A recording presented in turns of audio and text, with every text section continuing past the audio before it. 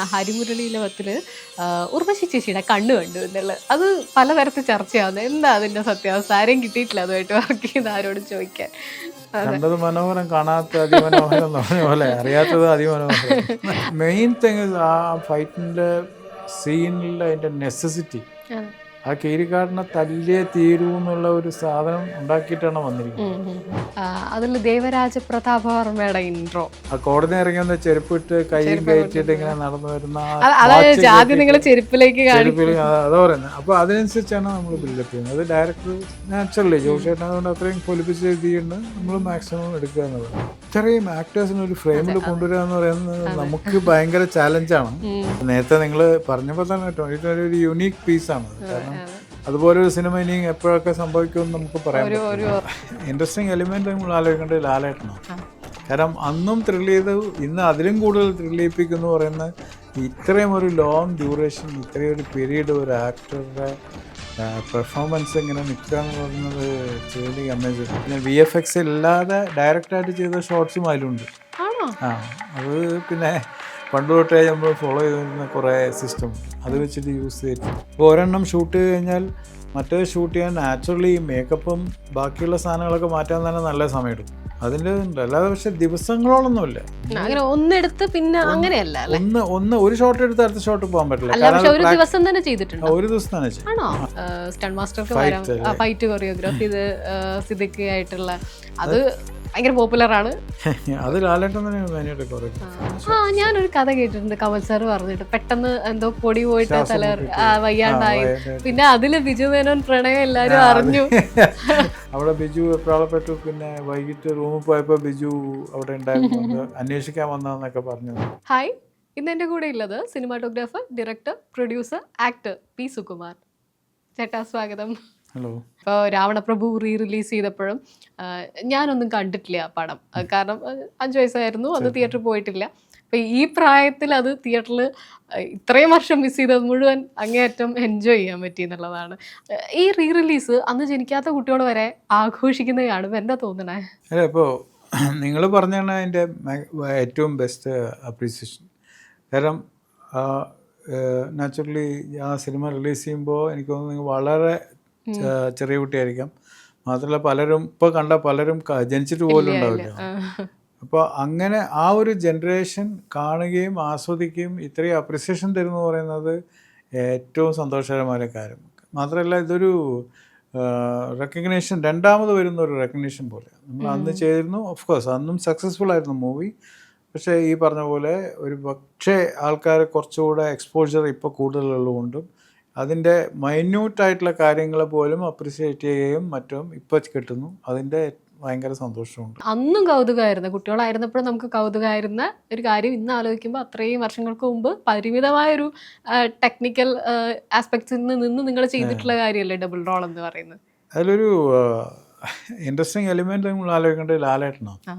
കാരണം അന്നും ത്രില്ല് ചെയ്ത് ഇന്ന് അതിലും കൂടുതൽ ത്രില്ല് ചെയ്യിപ്പിക്കുന്നു പറയുന്ന ഇത്രയും ഒരു ലോങ് ഡ്യൂറേഷൻ, ഇത്രയും ഒരു പീരീഡ് ഒരു ആക്ടറുടെ പെർഫോമൻസ് ഇങ്ങനെ നിൽക്കുക എന്ന് പറയുന്നത് ഇറ്റ്സ് റിയലി അമേസിങ്. ഈ ഡബിൾ റോൾ എന്നുള്ളത് ഇന്ന് എക്സൈറ്റിംഗ് ആയിരുന്നു. അന്ന് ഇത്ര പരിമിത സാഹചര്യത്തിലാണ് നിങ്ങളത് ചെയ്യുന്നത്, പക്ഷെ അത് എന്തൊരു പെർഫെക്ഷനിലാണ് വന്നിട്ടുള്ളത്. അത് കുറച്ചുകൂടെ ലിമിറ്റേഷൻസ് നമുക്കുണ്ട്. അതുകൊണ്ട് ഒരു ബോഡി ഡബിൾ യൂസ് ചെയ്തിട്ട് കുറച്ച് ടെക്നിക്കലാണ്, അതുകൊണ്ട് കൂടുതൽ ഇങ്ങനെ മനസ്സിലാക്കാൻ പറ്റുന്നറിയില്ല. അപ്പോൾ അന്ന് VFXൻ്റെ ഒരു തുടക്കം ഉണ്ടായിരുന്നു. അപ്പോൾ മാത്രമല്ല അതിൽ വർക്ക് ചെയ്തത് കമലക്കണ്ണൻ എന്ന് പറഞ്ഞിട്ട് ബാഹുബലിയുടെ ഒക്കെ കൺസൾട്ടൻ്റ് ആയിട്ടുള്ള ആളാണ്. അദ്ദേഹം വളരെ നല്ല എഫിഷ്യൻ്റ് ആയിട്ടുള്ള അദ്ദേഹമായിട്ടുള്ള ഞങ്ങൾ ഡിസ്കസ് ചെയ്തിട്ട് ഇപ്പോൾ ഒരു ബോഡി ഡബിൾ യൂസ് ചെയ്തിട്ട് മറ്റേ ഓപ്പോസിറ്റുള്ള ഒരു സാധനം മൊത്തം എടുത്ത് അത് കഴിഞ്ഞിട്ട് ഈ പൊസിഷൻ വെച്ചിട്ട് നമ്മൾ മാച്ച് ചെയ്തെടുക്കുക. ഒരു എലാബറേറ്റ് പ്രോസസ്സാണ്. പിന്നെ VFX ഇല്ലാതെ ഡയറക്റ്റായിട്ട് ചെയ്ത ഷോർട്സും അതിലുണ്ട്. അത് പിന്നെ പണ്ട് തൊട്ടേ നമ്മൾ ഫോളോ ചെയ്തിരുന്ന കുറേ സിസ്റ്റമുണ്ട് അത് വെച്ചിട്ട് യൂസ് ചെയ്തിട്ടുണ്ട്. അതും മിക്കവാറും മൂവ്മെൻറ്റ്സിലൊക്കെ, ട്രോളി മൂവ്മെൻറ്റ്സിലൊക്കെ അത് മാച്ച് കട്ടിങ് നമ്മൾ ചെയ്യുന്ന സാധനം അത് ചെയ്തിട്ടുണ്ട്. പിന്നെ എഡിറ്റിങ്ങും രഞ്ജൻ സാർ ചെയ്തതിലും അല്ലേ? അതാ പറയുന്നത്, ഒരു നല്ല ടീം അതിൻ്റെ ബാക്കിൽ ഉണ്ടായിരുന്നു. എനിക്കും വളരെ ഹെൽപ്ഫുള്ളായി. പക്ഷെ അന്നൊക്കെ ഒരു ചലഞ്ചിങ് എന്ന് പറയാവുന്നത് തന്നെയല്ലേ ഇത് ചെയ്യാന്ന് പറയുന്നത്? അല്ല ഒരു ഈസി ഗോയിങ് പരിപാടി ആയിരുന്നു? ഈസി അല്ല.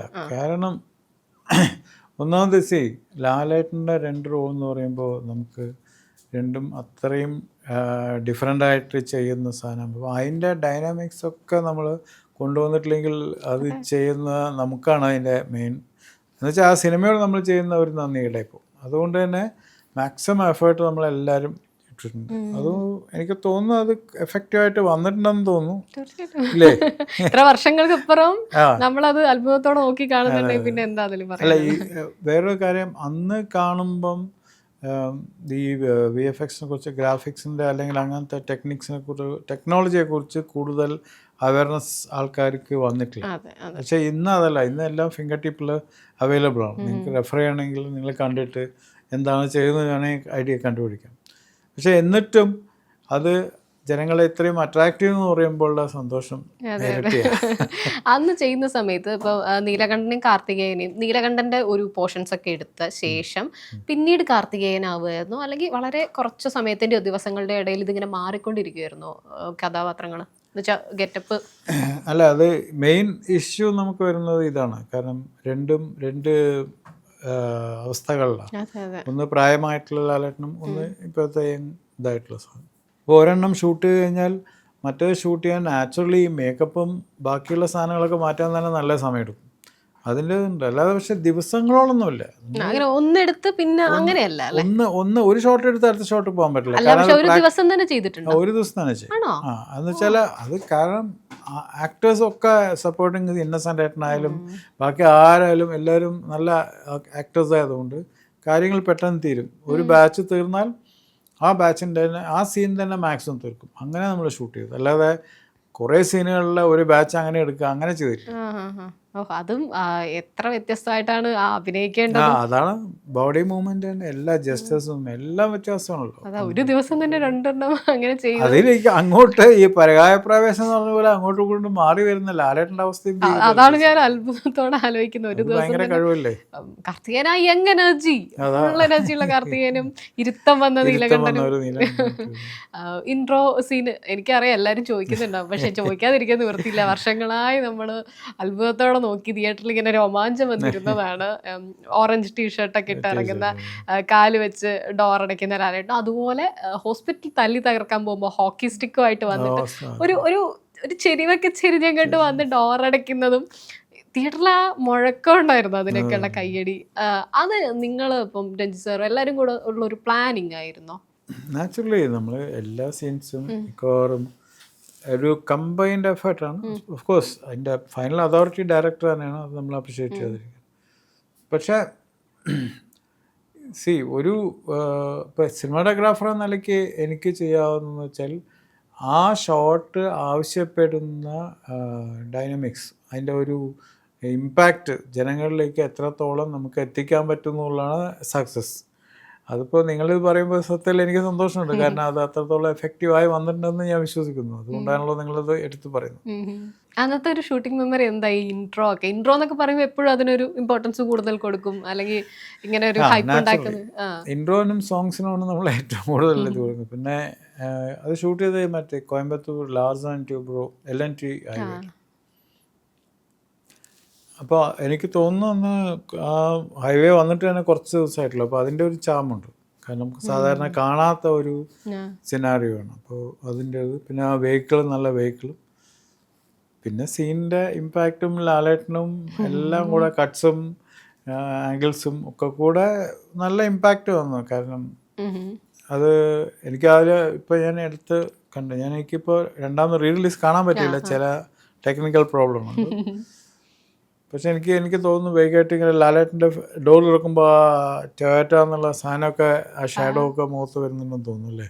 അത് ശരിക്കും രണ്ടിലും രണ്ട് ഇൻട്രോ പോലെയാ. മറ്റേത് അടിച്ചു തകർക്കാൻ വരുന്നതിൽ വേറെ തരത്തിൽ വേറൊരു പെരുമാറ്റമുണ്ടല്ലോ. ഇപ്പോൾ സിദ്ദിഖ് പറഞ്ഞിരുന്നു, എനിക്ക് ആ വേർഷനാണ് ഓർമ്മ, അത് പുള്ളി ഏതൊരു ഇന്റർവ്യൂവിൽ പറയുന്നുണ്ടാവും, ലാലാണ് അത് കൊറിയോഗ്രാഫി ചെയ്തത്. പെട്ടെന്ന് സ്റ്റണ്ട് മാസ്റ്റർക്ക് വരാൻ ഫൈറ്റ് കൊറിയോഗ്രാഫി ചെയ്ത് സിദ്ദിഖ് ആയിട്ടുള്ള അത് ഭയങ്കര പോപ്പുലറാണ്. അത് ലാലേട്ടൻ തന്നെയാണ് മെയിനായിട്ട് കൊറിയോഗ്രാഫി. കാരണം ഫൈറ്റ് മാസ്റ്റർ ചെറിയൊരു ഇഷ്യൂ ഉണ്ടായിരുന്നു. അപ്പോൾ അതുകൊണ്ട് മെയിൻ ഫൈറ്റ് മാസ്റ്റർ പോയപ്പോൾ അദ്ദേഹത്തിൻ്റെ അസിസ്റ്റൻ്റ് അവരൊക്കെ പിന്നീട് പ്രഗത്ഭരായ ഫൈറ്റ് മാസ്റ്റേഴ്സായി. പക്ഷേ അതിൽ ലാലേട്ടൻ തന്നെയാണ് മെയിനായിട്ട് കമ്പോസ് ചെയ്യുന്ന സാധനമൊക്കെ ഉണ്ട്. പിന്നെ അതിൻ്റെ കൂടെ നിൽക്കുക, നല്ല എഫക്റ്റീവായിട്ട് വന്നു. അതിൽ മെയിൻ വേറൊരു കാര്യം എന്ന് വെച്ചാൽ ഈ വാഹനങ്ങൾ നിറയെ യൂസ് ചെയ്യുന്നുണ്ട്. അത് കുറേ അവരൊക്കെ വളരെ ഹെൽപ്ഫുള്ളായിരുന്നു, കോപ്പറേറ്റീവ് ആയിരുന്നു. നമുക്ക് വേണ്ടി നിർത്തിയിടുകയും റിവേഴ്സ് എടുക്കുകയും മുന്നോട്ട് പോവുകയും. അപ്പോൾ എൻ്റെ അടുത്ത് ഈ അടുത്ത അറിവ് ചോദിച്ചു, ഒരു അതിൽ ആക്ഷനിൽ ഒരു ട്രക്കിൻ്റെ മേലെ പോയി ഇടിച്ച പോലെയൊക്കെ വന്നൊക്കെ സ്റ്റേജിലാണ് വെച്ചാൽ അതൊന്നും നമ്മൾ ഹയർ ചെയ്ത ആൾക്കാരൊന്നും അല്ല അത്. അതൊക്കെ അവിടെ വഴിയിൽ ഹൈവേയിലുണ്ടായി. അയ്യോ, അപ്പോൾ അതെന്ത് റിസ്ക് ആണ്. അതെ ആർട്ടിസ്റ്റുകൾ അങ്ങനെ ചെയ്യുന്നു, ഇവരൊക്കെ അല്ലേ ചെയ്യുന്നല്ല. അപ്പോൾ ബ്ലോക്ക് ചെയ്തിട്ടില്ലേ റോഡ് ബ്ലോക്ക് ചെയ്യാന്ന് വെച്ചാൽ അങ്ങനെ ബ്ലോക്ക് ചെയ്യില്ല, വണ്ടികൾ പോകുന്നത് നമുക്ക് ആവശ്യമായിരുന്നു, അതുകൊണ്ട് നമ്മൾ അങ്ങനെ ബ്ലോക്ക് ചെയ്തിട്ടില്ല. അപ്പോൾ ഈ എങ്ങനെ ലാലേട്ടൻ ഇത് സ്പോട്ടിലാണോ അല്ലെങ്കിൽ കുറച്ച് സമയം കിട്ടിയിട്ടാണോ, എങ്ങനെയാ അതൊന്ന് കൊറിയോഗ്രാഫി ചെയ്ത് എടുക്കുന്നത്? അല്ല, ആ മൂവ്മെന്റ് എന്താണെന്നുള്ള റഫായിട്ട് ഇതുണ്ടാവും. കുറച്ച് നേരത്തെ അല്ലെങ്കിൽ കുറച്ച് നേരത്തെ അല്ല, ഒരു അതായത് റിഹേഴ്സൽ ഉണ്ടായിരുന്നോ? റിഹേഴ്സൽ ചെയ്യാൻ ആസ് സച്ച് റിഹേഴ്സൽ ചെയ്യാൻ പറ്റില്ല. പക്ഷെ ആ ഷോട്ടിൽ ഇത് ഇന്ന സാധനം കഴിഞ്ഞാൽ അടുത്തത് ഇങ്ങനെയാണെന്ന് പറഞ്ഞിട്ട് അതിൻ്റെ റഫായിട്ടൊരു ചെറിയ കൂടുതൽ സ്ട്രെയിൻ ചെയ്യാത്തൊരു റിഹേഴ്സലുണ്ട്. അത് കഴിഞ്ഞ് പിന്നെ മെയിൻ റിഹേഴ്സൽ ചെയ്യുമ്പോൾ വണ്ടിയുടെ മുകളിൽ പിടിച്ച ആ ഒരു എനിക്ക് തോന്നുന്ന ആക്ടിങ്ങിൻ്റെ ആ സ്പിരിറ്റിൽ അതൊന്നും ഫീൽ ചെയ്യില്ല ആ സമയത്ത്. പലപ്പോഴും ഫൈറ്റ് ആക്ഷൻ സീക്വൻസ് ഒക്കെ കഴിഞ്ഞ് വന്ന ശേഷമാണ് എല്ലാവരും പറയുക അയ്യോ വേദനിക്കുന്നു, പക്ഷെ ആ ചെയ്യുമ്പോൾ അറിയണ്ടാവില്ല. പക്ഷെ എത്ര വണ്ടികളാ പോകുന്നത് അതില്. ഇപ്പൊ തമാശയായിട്ട് പറയുന്ന മറ്റേ ബൈക്കുകാർ വരുമ്പോ അവരെയും കൂടെ തള്ളിയിട്ടു എന്ന് പറയുന്നില്ല, അതെന്താ സംഭവം? അത് എല്ലാവർക്കും അറിയാൻ കൗതുകം. അല്ല, അത് ആക്ച്വലി ബൈക്കുകൾ വന്നിട്ട് സ്റ്റണ്ട്മെൻ ആണ് വന്നത്. അപ്പൊ അതിന്റെ ഒരു ഇഷ്യൂ ഒക്കെ ആയിരുന്നു, ഫൈറ്റ് മാസ്റ്റർ ആയിട്ടുള്ള ഇഷ്യൂ ഉണ്ട്. അതെന്താ? അല്ല, അത് കൂടുതൽ ആൾക്കാർ വന്നത് ഇഷ്യൂ ഒക്കെ നമ്മൾ പ്രതീക്ഷിക്കാത്തതിലും കൂടുതലൊക്കെ വന്ന് അതിന്റെ ആവശ്യമില്ലാത്ത അതൊക്കെ ഒന്നും ഇപ്പൊ പറയുന്നത് അത്ര ശരിയല്ല, അതുകൊണ്ട് ഞാൻ പറയുന്നില്ല. പക്ഷെ നല്ല ഇഫക്റ്റീവായി വന്നിട്ടുണ്ട്, ബൈക്കിൽ വന്ന് വീഴുന്നതും അതൊക്കെ നല്ലതുണ്ട്. രഞ്ജിത്ത് സാറുമായിട്ടുള്ള അസോസിയേഷൻ ഡയറക്ടർ എന്നുള്ള രീതിയിലാണ്, അല്ലാതെ ആറാന്തപുരാണോ ആദ്യമായിട്ട് ചെയ്യുന്നത്? അല്ലല്ല, അതിനു മുമ്പ് രജപുത്രനൊക്കെ അതിൽ അസോസിയേറ്റ് ചെയ്തിട്ടുണ്ട്. മറ്റേ രഞ്ജിത്ത് എന്ന് പറഞ്ഞാൽ രഞ്ജി എന്നാണ് ഞങ്ങൾ വിളിക്കാറ്. രഞ്ജി ഞങ്ങൾ അതിന് മുമ്പൊക്കെ നല്ല പരിചയമുണ്ട്. ഒന്നാമത് ഫീൽഡിനകത്തുള്ള പരിചയം, സെക്കൻഡ് തിങ് ഞങ്ങൾക്ക് മ്യൂച്വൽ ഫ്രണ്ട്സ് കുറേ പേരുണ്ട്. അപ്പോൾ അങ്ങനെ കുറേ. ആറാന്തപുരാനില് എല്ലാവരും പറയുന്ന ഹരിമുരളീലവത്തില് ഉർവശി ചേച്ചിയുടെ കണ്ണു കണ്ടു എന്നുള്ളത്, അത് പലതരത്തിൽ ചർച്ചയാവുന്നത്. എന്താ അതിന്റെ സത്യാവസ്ഥ? ആരെയും കിട്ടിയിട്ടില്ല അതുമായിട്ട് വർക്ക് ചെയ്ത് ആരോട് ചോദിക്കാൻ. ആ പാട്ടിലെ കുറച്ച് കട്ട്സ് കുട്ടായിട്ട് ആനന്ദക്കുട്ടൻ എന്നുള്ള ക്യാമറ അതാണ്. പക്ഷെ എൻ്റെ അറിവിലില്ല കേട്ടോ, എനിക്കറിയില്ല. അതിപ്പോ അവരോട് തന്നെ ചോദിക്കണം. ഞങ്ങളൊക്കെ എപ്പോഴും അതെന്താണെന്ന് അറിയാൻ ഇങ്ങനെ കാത്തിരിക്കുന്നത്. നല്ലതല്ലേ, കണ്ടത് മനോഹരം കാണാത്ത അതിമനോഹരം എന്ന് പറഞ്ഞ പോലെ അറിയാത്തത് അതിമനോഹരം. അതില് തന്നെ ആ ഫൈറ്റ് സീൻ ഇല്ലേ, കിരികാടൻ ജോസുമായിട്ടുള്ള മഴയത്തുള്ള ഫൈറ്റ്, അതിന്റെ ഒരു മെമ്മറി. കവളപ്പാറ ജംഗ്ഷനിലെടുത്ത് അത് നല്ല ഇമ്പാക്റ്റ്, നല്ല രസമായിരുന്നു ഫൈറ്റ് എടുക്കുന്നത്. പലപ്പോഴും നമുക്ക് ഈ പറഞ്ഞ പോലെ മഴയൊക്കെ ആയതുകൊണ്ട് ആ ലൊക്കേഷൻ, ലൈറ്റിങ്, പിന്നെ അവിടെയുള്ള ആൾക്കാരുടെ ഹെൽപ്പ്, പിന്നെ മെയിൻ തിങ് ആ ഫൈറ്റിൻ്റെ സീനിൽ അതിൻ്റെ നെസസിറ്റി. ആ കീരിക്കാടിനെ തല്ലിയേ തീരൂ എന്നുള്ള ഒരു സാധനം ഉണ്ടാക്കിയിട്ടാണ് വന്നിരിക്കുന്നത്. പിന്നെ ഫൈറ്റും കൂടെ നാച്ചുറലി പറഞ്ഞ പോലെ ലാലേട്ടൻ വണ്ടിയുടെ മേലെ കൂടെ ഒക്കെ ചാടി മറഞ്ഞൊക്കെ പറയുന്നത്. അതുപോലെ കാവിലെ ഭഗവതി അവര് തമ്മിൽ കാണുന്ന സീന്, അത് എത്ര വർഷങ്ങളായിട്ടും എല്ലാവരുടെയും ഫേവറേറ്റ് ആണ്. കുറെ ട്രോള് വരും, അല്ലെങ്കിൽ റീക്രിയേറ്റ് ചെയ്തുകൊണ്ടിരിക്കും ആളുകള്. അത് അങ്ങനെ ചുറ്റമ്പലത്തിന്റെ ആ ഒരു വാതിലിന് അപ്പുറം ഇപ്പുറമായിട്ടൊക്കെ എങ്ങനെയായിരുന്നു അതിന്റെ ഒരു ആലോചനയൊക്കെ? ഒരു ഡോക്ടർ പോയിട്ട് ആ പേഷ്യന്റിന് പനി വന്നപ്പോൾ നിങ്ങൾ എങ്ങനെയാണ് ട്രീറ്റ് ചെയ്ത് വെച്ചാൽ ഡോക്ടർക്ക് ഓർമ്മയുണ്ടാവുന്നില്ല. കാരണം ഡോക്ടർ ചിലപ്പോൾ ആയിരക്കണക്കിന് പേര്, അതുപോലെ തന്നെ ഇതായിട്ട് പറയല്ല, പക്ഷെ കുറേ സാധനങ്ങൾ നമ്മൾ വർക്ക് ചെയ്തുകൊണ്ട് ചിലപ്പോൾ ഡെഫിനറ്റ്ലി ഡയറക്ടറും സിനിമാറ്റോഗ്രാഫറായിട്ട് ഞാനും പിന്നെ ചിലപ്പോൾ ആ ഡയറക്ടറും ആക്ടേഴ്സും ഒക്കെ കൂടി ഇരുന്നിട്ട് ഇങ്ങനെ വരാൻ തീരുമാനിച്ചിട്ട് ഇന്ന ഷോർട്സ് വേണമെന്നൊക്കെ പറഞ്ഞ് നമ്മൾ ചെയ്യുന്നതാണ്. അപ്പോൾ ഇതെന്ന് വെച്ചാൽ നമ്മൾ ഒരു ഷോട്ട് എടുക്കുമ്പോൾ ആ ഒരു ഷോട്ടിലാണ് നമുക്ക് കോൺസെൻട്രേഷൻ. പക്ഷെ പിന്നീടാണ് ഇതൊക്കെ കമ്പൈൽ ചെയ്ത് എഡിറ്റ് ചെയ്ത് അതിനൊരു ഫ്ലോ ഉണ്ടാക്കി വരുമ്പോഴാണ് നിങ്ങൾ കാണുന്നത്. അപ്പോൾ നിങ്ങൾക്കുണ്ടാവുന്ന ഇഫക്റ്റ് അല്ല ഞങ്ങൾ ഷൂട്ട് ചെയ്യുമ്പോൾ ഉണ്ടാവും. അതുകൊണ്ട് അതിനെക്കുറിച്ച് ഞാൻ ആധികാരികമായി എന്തെങ്കിലും പറയും. അല്ല, അത് രസമുള്ള ലൊക്കേഷനായിരുന്നു. കാലത്തെ കരിയറിൽ ഒരു ക്യാമറയ്ക്ക് പുറകിൽ നിന്ന് ഇപ്പം തരുൺ മൂർത്തിയും വിനു പപ്പുവും തുടരും ചെയ്ത സമയത്ത് പറഞ്ഞിട്ടുണ്ടായിരുന്നു ലാലേട്ടൻ്റെ ബാത്റൂം സീനിൽ കട്ട് പറയല്ലേ എന്ന് പറഞ്ഞ് കൈ പിടിച്ചു ബിൻചേട്ടൻ തരുൺ ചേട്ടനത് എൻ്റെ ഇൻ്റർവ്യൂവിൽ ഇങ്ങനെ സംസാരിച്ചിരുന്നു. അപ്പോൾ അതുപോലെ ഒരുപക്ഷെ നിങ്ങൾ ഡയറക്ടറും സിനിമാറ്റോഗ്രാഫറും കട്ട് പറയണ്ട എന്ന് വിചാരിച്ച് അത്ഭുതത്തോടെ നോക്കിയിരുന്നേ കട്ട് പറയാൻ മറന്നുപോയ അങ്ങനത്തെ മെമ്മറി ഉണ്ടോ സീനുകളുടെ? നേരത്തെ പറഞ്ഞ പോലെ എല്ലാം നമ്മളെ അത്ഭുതപ്പെടുത്തുന്ന പല പെർഫോമൻസ് ലാലേട്ടനായാലും മമ്മൂക്കയായാലും ബാക്കി ആക്ടേഴ്സ് ദിലീപ് ആയാലും ബാക്കി കുറേ എല്ലാ ആർട്ടിസ്റ്റും ചെയ്യാറുണ്ട്. അത് ഒരു പക്ഷേ യൂസ്ഡ് ആയതുകൊണ്ട് തന്നെ അത് നമ്മുടെ ഒരു പർട്ടിക്കുലർ ഇതിൽ തന്നെ നിൽക്കേണ്ട കാര്യം നമ്മുടെ മെമ്മറിക്ക് ആവശ്യമില്ല. ഞങ്ങളുടെ പലപ്പോഴും നമ്മൾ സർപ്രൈസ് ആയി പോകുന്നുണ്ട്. അങ്ങനെ ഒരു പെട്ടെന്ന് പല റിയാക്ഷൻസും നമ്മൾ അങ്ങനെ എൻഗ്രോസ്ഡ് ആയി പോകുന്ന സിറ്റുവേഷൻസ് ഉണ്ടായിരുന്നു. അതിപ്പോൾ ഒരു ഇതൊന്ന് പറയാൻ എനിക്കിപ്പോൾ ബുദ്ധിമുട്ടാണ്. ഈ എല്ലാവരെയും പറഞ്ഞപ്പോഴാണ് 2020 അത് ഒന്നേ ഉള്ളൂ അങ്ങനെ ഒരു സിനിമ. അത് ഞങ്ങളും റിലീസ് കാത്തിരിക്കുന്നതാണ്. ഈ മൾട്ടി സ്റ്റാർ എന്നുള്ളതിനേക്കാൾ മൾട്ടി സൂപ്പർ സ്റ്റാർ പടം ചെയ്യുമ്പോൾ ഇവർക്കൊക്കെ ഒരുപോലെ എഡിറ്റിങ്ങിലും അത് അത്രയും തന്നെ ഇമ്പോർട്ടൻ്റ്. പക്ഷേ എന്നാലും സിനിമാറ്റോഗ്രാഫിയിലേക്ക് വരുമ്പോഴും ഇവർക്കൊക്കെ ഒരുപോലെ ഇമ്പോർട്ടൻസ്, ഒരുപോലെ ഷോട്ടുകൾ വെക്കേണ്ടത് അല്ലേ, തുല്യത ഉറപ്പുവരുത്തണ്ടേ? തീർച്ചയായും വേണം, അല്ലെങ്കിൽ അതിൻ്റെ ആയിട്ടുള്ള റിസ്ക് ഉണ്ട്. എന്ന് വെച്ചാൽ വേറെ ഒന്നും കൊണ്ടല്ല, നമ്മൾ അവരെ റെസ്പെക്ട് ചെയ്യേണ്ട കാര്യമുണ്ട്. അവരൊക്കെ ഇത്രയും ഇതായിട്ടുള്ള സക്സസ്ഫുൾ ആയിട്ടുള്ള എഫിഷ്യൻ്റ് ആയിട്ടുള്ള ആക്ടേഴ്സും എല്ലാവരും ഓൾമോസ്റ്റ് എല്ലാ ആക്ടേഴ്സും അതിൽ മെയിൻ ആക്ടേഴ്സൊക്കെ ഇതുള്ള. അപ്പോൾ അത് നിങ്ങൾ ശ്രദ്ധിച്ചറിയാം, ആ സ്ക്രീൻ പ്ലേയിൽ അത് അവർ ഇത് ചെയ്തിട്ടുണ്ട്. പിന്നെ ജോഷേട്ടൻ സിബി ഉദയനാണ് എഴുതിയിരിക്കുന്നത്. ജോഷേട്ടൻ മനോഹരമായിട്ട് ഓരോരോ ആൾക്കാരുടെയും ഇൻട്രഡക്ഷൻ നന്നായി പൊലിപ്പിച്ച് എടുത്തിട്ടുണ്ട്. എല്ലാവർക്കും ഒരു പ്രത്യേക ഇതുണ്ട്. പിന്നെ ഓഫ് കോഴ്സ് ആക്ടേഴ്സൊക്കെ നന്നായി വെച്ചിട്ടുണ്ട്. അപ്പോൾ അതിൻ്റെ ഒരു ഭാഗമായിട്ട് എനിക്കും നല്ല എഫേർട്ടാണ്. കാരണം ഈ പറഞ്ഞ പോലെ ഇപ്പോൾ ഒരു 4 ആക്ടേഴ്സ് നിൽക്കുന്നുണ്ടെങ്കിൽ 4 പേരും മെയിൻ ഹീറോസ് ആകുമ്പോൾ 4 പേർക്കും ഈക്വൽ ഇമ്പോർട്ടൻസ് കൊടുക്കേണ്ട സീക്വൻസ് പലതും. അപ്പോൾ അതൊക്കെ ചെയ്യണമെങ്കിൽ അതനുസരിച്ച് ഫ്രെയിം ചെയ്യണം, അതനുസരിച്ച് ലെൻസ് ചെയ്യണം, അതനുസരിച്ച് ലൈറ്റപ്പ് ചെയ്യണം. ഇതൊക്കെ ടെക്നിക്കിൻ്റെ ഭാഗമാണ്, അതിൻ്റെ ചെയ്യുന്ന നമ്മുടെ ഷോട്ടിൻ്റെ ഭാഗമാണ്. അത് പ്രത്യേകിച്ച് എടുത്ത് പറയാൻ എനിക്ക് പറ്റില്ല. പക്ഷേ ആ ഇൻസ്റ്റിങ്ക്റ്റ് നമ്മൾ വർക്ക് ചെയ്തു. എനിക്കൊന്ന് ആ സിനിമയിൽ മാക്സിമം നമ്മളത് കവർ ചെയ്തിട്ടുണ്ടെന്ന് തോന്നുന്നു. എല്ലാവർക്കും ഈക്വൽ ആയിട്ടുള്ള ഒരു ചാൻസ് കൊടുത്തിട്ടുണ്ട്. ഏകദേശം എത്ര നാൾ എടുത്തു 2020 കംപ്ലീറ്റ് കവർ ചെയ്യാൻ? നമ്പർ ഓഫ് ഡേയ്സ് കുറവാണ് actually. Like in the sense ഒരു സാധാരണ ഒരു ഇത്രയും വലിയ ആക്ടേഴ്സൊക്കെ ഉള്ള പടം നമ്മൾ പ്രതീക്ഷിക്കാൻ നോക്കുന്നത്. പക്ഷെ എനിക്കൊന്ന് 63 ദിവസം 65 ദിവസം അത്രയേ ഉള്ളൂ. അതിൽ ഈ പലരുടെയും ഡേറ്റ് ഇഷ്യൂസും ഒക്കെ ഉണ്ടാവുമല്ലോ. ബോഡി ഡബിൾ യൂസ് ചെയ്യേണ്ടി വന്നിട്ടുണ്ടോ? ഇഷ്ടം പോലെ. ഞാൻ പറയുമല്ലോ, ഇടയ്ക്ക് പെട്ടെന്ന് കോൾ വരും, അതെ മറ്റന്നാ ഒരു 2 മണിക്കൂർ ഷൂട്ടിന് കിട്ടും. എനിക്ക് ഏത് സീക്വൻസ് അപ്പോൾ മറ്റേ 2 പേരുണ്ടോ? 2 പേരില്ല, ഒരാളേ ഉള്ളൂ. അപ്പോൾ ഇയാളുടെ ബോഡി ഡബിൾ യൂസ് ചെയ്തിട്ട് ബാക്കി അത് കഴിഞ്ഞിട്ട് ഒരാഴ്ച കഴിഞ്ഞ് മറ്റേ ആളെ കൊണ്ടുവന്നിട്ട് ഇയാളുടെ ബോഡി മറിച്ച് ഇട്ടിട്ട്. അപ്പോൾ അതൊക്കെ പക്ഷേ മെയിൻലി ഡയറക്ടർ ഇത്രയും എക്സ്പീരിയൻസ്ഡും ഇതിനെക്കുറിച്ച് തറോ നോളജ് ഉള്ള ആളും ആയതുകൊണ്ട്, ജോഷേട്ടനായതുകൊണ്ട് പിന്നെ വേറെ പ്രശ്നമില്ല. ബാക്കി നമ്മളും അതിനനുസരിച്ച് പോവുക എന്നുള്ളത്. അതിൽ ദേവരാജ പ്രതാപവർമ്മയുടെ ഇൻട്രോ, അതിന് വലിയ ഫാൻ ബേസ് ആണ്. ലാലേട്ടൻ്റെ ആ ഇൻട്രോ എന്ന് പറയുന്നത് അതുവരെ പാവമായി നിന്ന് പെട്ടെന്ന് മാറുന്ന, അതിൻ്റെ മ്യൂസിക്കും കൂടെ വരുമ്പോൾ ആ ഒരു ഇൻട്രോ ഓർക്കുന്നുണ്ടോ? കാരണം കോടതിന്ന് അതാണ് സത്യത്തിൽ ലാലേട്ടനെ അതിന് മുമ്പ് കാണിക്കുന്നുണ്ട് ജയിലിനകത്ത് മാറുക. അത് എഗൈൻ നിങ്ങൾ നേരത്തെ ചോദിച്ചതിൻ്റെ ഒരു ആൻസർ അതാണെന്ന് തോന്നുന്നു. കാരണം ഷോർട്സ് വൈസ് നോക്കിയാലും ആദ്യം കാണിക്കുന്ന ലാലേട്ടനുള്ള ഷോർട്സ് അല്ല രണ്ടാമത് കാണിക്കുന്നത്. ആ കോടതി ഇറങ്ങിയെന്ന ചെരുപ്പിട്ട് കൈയും കയറ്റിയിട്ട് ഇങ്ങനെ നടന്നു വരുന്ന അതാ പറയുന്നത്. അപ്പോൾ അതിനനുസരിച്ചാണ് നമ്മൾ ബിൽഡപ്പ് ചെയ്യുന്നത്. അത് ഡയറക്ടർ നാച്ചുറലി ജോഷേട്ടൻ അതുകൊണ്ട് അത്രയും പൊലിപ്പിച്ച് എഴുതിയുണ്ട്. നമ്മൾ മാക്സിമം എടുക്കുക എന്നുള്ളത്.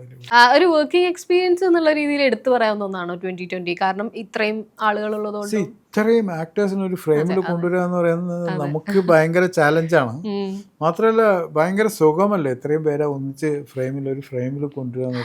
നേരത്തെ നിങ്ങൾ പറഞ്ഞപ്പോൾ തന്നെ 2020 ഒരു യുണീക്ക് പീസാണ്. കാരണം അതുപോലെ ഒരു സിനിമ ഇനി എപ്പോഴൊക്കെ സംഭവിക്കുമെന്ന് നമുക്ക് പറയാൻ ഒരു ഉറപ്പില്ലാത്ത ആ കാര്യത്തിൽ ഞാൻ പ്രൗഡാണ്. ഇനിയിപ്പോ പാട്രിയോട്ട എല്ലാവരും അങ്ങനെ ഈ ഒരു കാലത്ത് വെയിറ്റ് ചെയ്യുന്നുണ്ടെങ്കിൽ മഹേഷ് നാരായണന്റെ ആ ഒരു പടമായിരിക്കും. എനിക്ക് തോന്നിയിട്ടുള്ള ഒരു ഇത്, ഞാൻ രഘുനാഥ് പലേരി സാറിന്റെ ഇന്റർവ്യൂ എടുത്തപ്പം മധുര നമ്പരക്കാറ്റിനെ പറ്റി ചോദിച്ചിട്ടുണ്ടായിരുന്നു. അത് എങ്ങനെയായിരിക്കും ഈ കാറ്റ് നിങ്ങൾ ഷൂട്ട് ചെയ്തത് ഞാൻ ഓർക്കാറുണ്ട്, ഈ ടീം എങ്ങനെയാണ് അത് ചെയ്തതെന്നുള്ളത്. അപ്പോൾ ചേട്ടന് ആ ഒരു കാറ്റ് കൊണ്ടുവരിക, ക്ലൈമാക്സ് ഒക്കെ കാറ്റോട് കാറ്റാണ്. അതിൻ്റെ അകത്ത് പെർഫോമൻസ് ക്യാപ്ചർ ചെയ്യണം, ആളുകൾക്കൊരു ബുദ്ധിമുട്ടുണ്ടാവാതിരിക്കണം. സഫർ ചെയ്ത മെയിൻ വ്യക്തികളിലൊന്ന് സംയുക്ത. അതെ. കാരണം കാറ്റ് നമ്മൾ ഫിസിക്കലി ഫീൽ ചെയ്യാനായിട്ട് പൊടിയും കരിയിലകളൊക്കെ ഇട്ടിട്ട് നല്ല കാറ്റിൻ്റെ മൂവ്മെൻറ്റ് ഫീൽ ചെയ്യും, കാറ്റ് ഫീൽ ചെയ്യുന്നു. പിന്നെ ഞാനിപ്പോൾ ഈ അടുത്ത് പറഞ്ഞ പോലെ എല്ലാ ചെടികളിലും ഈ മറ്റേ സ്റ്റീൽ റോപ്പ് കെട്ടുക, മരങ്ങളിലൊക്കെ കയറ് കെട്ടിയിട്ട് ഹൈഡ് ചെയ്തിരുന്നിട്ട് കാറ്റ്, അല്ലെങ്കിൽ ഈ മരങ്ങളൊന്നും ആരെങ്കിലും നമ്മുടെ പ്രൊപ്പല്ലേഴ്സ് വെച്ചിട്ടൊന്നും അനങ്ങാനില്ല. അത് നല്ലൊരു പണിയായിരുന്നു. നമ്മുടെ എൻറ്റയർ ടീമിൻ്റെ ഒരു ഹെൽപ്പ് ഉണ്ടായിരുന്നു. പിന്നെ ഈ പൊടിയും കരിയിലൊക്കെ പറപ്പിച്ചിട്ടാണ് ഈ കാറ്റിനെ നമ്മൾ വിഷ്വലി ഇമ്പാക്ട്. ഇത് മുഴുവൻ സഫർ ചെയ്ത് മിക്കവാറും സീൻസിലും സംയുക്തമായിരുന്നു. അത് സംയുക്ത കുറച്ച് ഫിസിക്കൽ ഹെൽത്ത് ബാധിച്ചു അപ്പോൾ കുറച്ച് ഫോർ എ ഷോർട്ട് പീരീഡ്. അത് ഞാനൊരു കഥ കേട്ടിട്ടുണ്ട്, കമൽ സാർ പറഞ്ഞിട്ട് പെട്ടെന്ന് എന്തോ പൊടി പോയിട്ട് തല വയ്യാണ്ടായി, പിന്നെ അതില് ബിജു മേനോൻ പ്രണയം എല്ലാരും അറിഞ്ഞു. അത് ഓർമ്മയുണ്ട് എനിക്ക്. അതെന്തായിരുന്നു അല്ല, കഥ കറക്റ്റായിട്ട് എനിക്ക് ഓർമ്മയില്ല. കമൽ സാർ പറഞ്ഞത് ഇങ്ങനെ അവിടെ ബിജു എപ്രാളപ്പെട്ടു, പിന്നെ വൈകിട്ട് റൂമിൽ പോയപ്പോൾ ബിജു അവിടെ ഉണ്ടായിരുന്നു, അന്വേഷിക്കാൻ വന്നതെന്നൊക്കെ പറഞ്ഞു. അങ്ങനെ രസകരമായ സംഭവം ഈ ടെൻഷൻസിന്റെ ഇടയിലും ഉണ്ടായിരുന്നല്ലേ. അതൊക്കെ കുറെയൊക്കെ നമുക്ക് അറിഞ്ഞുകൊണ്ട് വരുമല്ലോ. എങ്ങനെയാ കമൽ സാറുമായിട്ടുള്ള ഒരു സൗഹൃദം തുടങ്ങുന്നതും പിന്നീട് ഒരുപാട് കൂടുതൽ വർക്ക് ചെയ്തത് കമൽ സാറുമായിട്ട്? 19 പടം ചെയ്തു. അരപ്പടം നമ്മൾ ഷൂട്ട് ചെയ്യുമ്പോൾ ഞാൻ ക്രെയിൻ പൊട്ടി വീണ് ആക്സിഡന്റ് ആയപ്പോൾ അല്ല, അഴകരാവൺ ഞാൻ പിന്നീട് ചോദിച്ചിരുന്നു എങ്ങനെയാണ് എന്നെ വിളിക്കാനുള്ള കാര്യം. അപ്പോൾ ഹൈവേ എന്നുള്ള സിനിമ കണ്ടിട്ടാണ് എന്നെ ഇഷ്ടപ്പെട്ടിട്ടാണ്. അത് എനിക്ക് തോന്നുന്നത് അതിലൊരു ഷോർട്ട് ഇന്നസെൻ്റ് ആയിട്ട് അഭിനയിക്കും അഴകരാവൺ. ഞാൻ വർക്ക് ചെയ്യാൻ തുടങ്ങിയിട്ട് ഒരു 3 ദിവസം എനിക്ക് ബ്രദർ സിനിമയിലുണ്ടായിരുന്നുകൊണ്ടും ഇവരെയൊക്കെ ഞാൻ ഹലോ എന്നുള്ള ടേംസിലായിരുന്നു വർക്ക് ചെയ്യുന്നതിന് മുമ്പ് തന്നെ. സ്കൂളിൽ പഠിക്കുമ്പോൾ തന്നെ ഞാൻ പരിചയമാണ്. അപ്പോൾ പിന്നെ ഈ വർക്ക് ചെയ്യാൻ തുടങ്ങിയപ്പോൾ ഒരു ഷോട്ട് വെച്ചിട്ട് ഒരു മിഡ് ഷോട്ട് എന്ന് പറയാം, അത്രയാണ്. അപ്പോൾ ഇന്നസെൻ്റിൻ്റെ പെർഫോമൻസ് എല്ലാവരും ഭയങ്കരമായിട്ട് ചിരിച്ചു. ഞാൻ കട്ട് ചെയ്തപ്പോൾ ഞാൻ പറഞ്ഞു 1 more വേണമെന്ന് പറഞ്ഞു. അപ്പോൾ കമൽ സാർ ചോദിച്ചു എന്താ പ്രശ്നം ചോദിച്ചു. ഞാൻ പറഞ്ഞു നമ്മൾ ഷൂട്ട് ചെയ്യുമ്പോൾ സാധാരണ ഒരു കണ്ണ് ക്ലോസ് ചെയ്തിട്ടായിരുന്നു ആ ഫിലിം ആയതുകൊണ്ട്, പക്ഷെ ഞാൻ 2 കണ്ണും തുറന്ന് നോക്കിയായിരുന്നു. അപ്പോൾ ഇന്നസെൻ്റ് കൈയൊക്കെ എടുത്ത് സംസാരിച്ച് ഇതായതുകൊണ്ട് നല്ല രസമായി തോന്നുന്നു. പക്ഷെ എൻ്റെ ഫ്രെയിമിൽ അത്രയും ഹ്യൂമർ പോരാ എന്ന് തോന്നിയെന്ന് ഞാൻ പറഞ്ഞു. അപ്പോൾ അദ്ദേഹം പറഞ്ഞു കമൽ സാർ ചെയ്യുന്നത് നമുക്ക് റീടേക്ക് ചെയ്യാം ഇന്നസെൻ്റായിട്ടെന്ന് പറഞ്ഞു. അപ്പോൾ ഇന്നസെൻ്റായിട്ടും അദ്ദേഹം നല്ല ആർട്ടിസ്റ്റാണല്ലോ, ഉടനെ തന്നെ മനസ്സിലായി. അത് നല്ല മനോഹരമായിട്ട് രണ്ടാമത് ചെയ്യുകയും ചെയ്തു. പക്ഷെ എനിക്ക് തോന്നുന്നു ആ ഒരു സംഭവത്തിന് ശേഷം എന്നിലുള്ള വിശ്വാസം അദ്ദേഹത്തിന് കൂടിയെന്ന് തോന്നുന്നു. പിന്നെ അതിങ്ങനെ വളർന്ന് ഞങ്ങൾ ഒരു നല്ല റിലേഷൻഷിപ്പ്, നല്ല റാപ്പം. ഇപ്പോഴും കഴിഞ്ഞ ഒരു 3 ദിവസം 4 ദിവസം മുമ്പ് പോലും പിടിച്ച് സംസാരിക്കുകയൊക്കെ ചെയ്യുന്നതാണ്. അഴകിയരാവണുള്ള വെണ്ണിലാ ചന്ദ്രനൊക്കെ ഉണ്ടാവും. സൂര്യൻ വരുന്നു, ചന്ദ്രനെ ഉണ്ടാക്കുന്നു, താറാവ്, തോണിയിൽ തന്നെയാ. കുട്ടിയോട് തോണിയിൽ കാവ്യമാധവനൊക്കെ കുട്ടികളായിരിക്കുക തോണിയിൽ, അല്ലെങ്കിൽ ഇവര് തോണിയിൽ, മമ്മൂക്കയും ശ്രീനിവാസൻ സാറും തോണിയിൽ. വാട്ടർ ബോഡി ഭയങ്കരമായിട്ട് യൂസ് ചെയ്തിട്ടുണ്ട്. നാച്ചുറലി ഒന്നാമത് ആ ലൊക്കേഷൻ്റെ ഒരു ഭംഗി അതാണ്. കുട്ടനാടൻ സൈഡിലല്ലേ നമ്മൾ ഷൂട്ട് ചെയ്യുന്നത്. പിന്നെ പുന്നമ്മടൊക്കെ പാട്ടിൽ തന്നെയല്ലേ, പുന്നമ്മ കായലിൽ വീണൊക്കെ അല്ലേ പാട്ട് പോകും നാച്ചുറലി തന്നെ. പിന്നെ ഡേ 4 നൈറ്റാണ് ഞാനിപ്പോൾ പറഞ്ഞത്. പകൽ ഷൂട്ട് ചെയ്തിട്ട് രാത്രിയാക്കുന്ന പരിപാടിയായിരുന്നു. ഓ അങ്ങനെയാണല്ലേ. പല ഷോട്ടുകളും പകലെടുത്തോ, ചന്ദ്രനെ ലൈറ്റ് അത് ലൈറ്റ് എന്നിട്ട് ബാക്കി മുഴുവൻ മാറ്റുന്നു, കുറെ മാച്ച് ചെയ്ത് പിന്നെ കുറച്ച് ഇരുട്ടത്തിൽ ലൈറ്റ് അപ്പ് ചെയ്തിട്ട് എടുത്തിട്ടുണ്ട്. ഭാനുപ്രിയ പ്രണയമണി തൂവൽ ആ പാട്ടിൽ വ്യത്യസ്തമായ ഡ്രസ്സിങ്ങില് മഴ, രസമുള്ളൊരു ഷൂട്ടിംഗ് ആയി നമുക്ക് കാണാൻ. അതെങ്ങനെയായിരുന്നു? ഞങ്ങൾക്ക് രസം തന്നെ. പക്ഷേ മഴ എന്നുള്ളത് മഴ അടിക്കുമ്പം നൈറ്റ് ഷൂട്ട് ചെയ്യുമ്പം നമ്മൾ ഷൂട്ട് ചെയ്യുന്ന ലൊക്കേഷൻ്റെ അടുത്ത് ഇലക്ട്രിക് ലൈനുണ്ട്. അപ്പം അത് ഈ മഴ അടിക്കുന്ന ആൾക്കാർക്ക് വൻ റിസ്ക്കാണ്. കാരണം വെള്ളമല്ലേ. അപ്പോൾ ഞാൻ അറിഞ്ഞത് പിന്നീടാണ്. ഞാൻ ആദ്യമായിട്ട് കമൽസാറിനോട് വർക്ക് ചെയ്യുന്നത്. അപ്പോൾ ആ ടീമിൻ്റെ കൂടെ ഞാൻ ആദ്യമായിട്ട് വർക്ക്. അപ്പോൾ അവരൊക്കെ എന്നെ ചീത്ത വിളിച്ചിരുന്നു, ഈ ക്യാമറമാൻ വേറെ എവിടെയും കിട്ടില്ല. പിന്നീട് ഫ്രണ്ട്സാണ്, നല്ല ഫ്രണ്ട്സാണ് അവർ. അപ്പോഴാണ് പറഞ്ഞു ഇങ്ങനെയൊക്കെ പറഞ്ഞിരുന്നു. പക്ഷേ എഗൈൻ ഇതൊക്കെ ഞാൻ പറയുന്നത് അദ്ദേഹത്തിൻ്റെ കൂടെയുള്ള ടീം വർക്ക് ഭയങ്കര രസമാണ്. നല്ല ടീമാണ്, ഒരു എഫിഷ്യൻ്റായിട്ട്. അതുകൊണ്ട് തന്നെയാണ് കാറ്റ്, മഞ്ഞ് ഈ കൃഷ്ണകുടിയിൽ ആ പോണ കാലത്ത് കൃഷ്ണകുടിയിലും മഞ്ഞ് വരും. മഞ്ഞൊന്നുമില്ല, അത് ഉണ്ടാക്കിയ മഞ്ഞ്. പുകയാ. പക്ഷെ നമുക്കത് കാണുമ്പോൾ ഫീൽ ചെയ്യുന്നല്ലോ അല്ലേ ആ തണുപ്പ്. ഭയങ്കര അധ്വാനമുണ്ട് നമുക്ക്. കാരണം ഒന്നാമത് ഈ മഞ്ഞ് പുകയൊക്കെ വെച്ചിട്ട് ക്രിയേറ്റ് ചെയ്യുമ്പം അത് കറക്റ്റായിട്ട് കിട്ടിയില്ലെങ്കിൽ അതിനൊരു അഭംഗി ഉണ്ടാവും. അതെ, പുകയായിട്ട് തോന്നും. കട്ട പുകയായിട്ട് ഇങ്ങനെയൊക്കെ വരുന്നുണ്ട്. ചില സന്ദർഭങ്ങളിൽ നമ്മൾ വെച്ച് കുഴപ്പമില്ലായിരുന്നു. പക്ഷെ എങ്കിലും ആ പടത്തിൽ നമ്മൾ കോംപ്രമൈസ് ചെയ്തിട്ടില്ല. എനിക്ക് ഒരു ഷോട്ട് ഓർമ്മയുണ്ട്. റൗണ്ട് ട്രോൾ ചെയ്യുക, 2 റൗണ്ട് വരുന്നുണ്ട്. അപ്പോൾ ചുറ്റും മഞ്ഞ് വേണം.